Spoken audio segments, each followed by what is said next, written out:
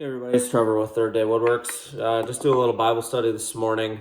Something that we struggle with in our household is electronic devices and cell phones, and just the power that they have to lead us down the wrong way. Sometimes to find our identity and how many likes and loves and shares and all that kind of stuff that we get, and how bad that could be, not only for adults but for children as well. And as I'm reading 1 John 2:15, I'll read it to you, and it really stands out to me about how all three of these things come with electronic devices or cell phones. I'll just get into it. So 1 John 2:15 says, "Do not love the world, nor the things in the world. If anyone loves the world, the love of the Father is not in him." Here it is.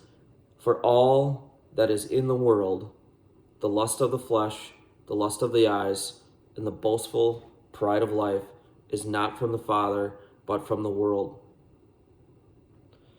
That's so important, and that so hits home in my household and the things that I'm trying to not only teach myself, but my children, and just to break those down.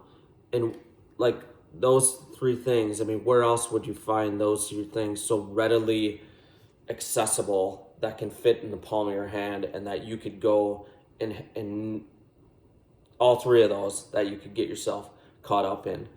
The lust of the flesh.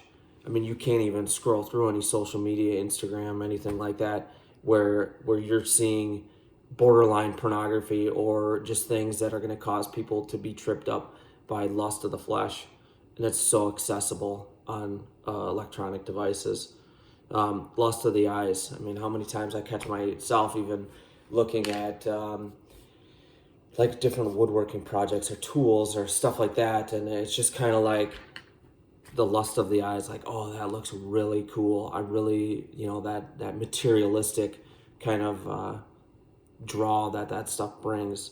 And then the boastful pride of life. I mean, being a former police officer, I know that the life that some people portray on social media is far from the truth, and their intent with kind of posting that false life and what that does to other people with comparing that, and it's a false sense of reality, and it's so real. So as I'm reading through this today, it just really hits home just the importance on not only us as adults recognizing that, but teaching our children to find their identity in Jesus Christ, because he's the only one that can absolutely fill you up with the things that you need, where these things are just empty.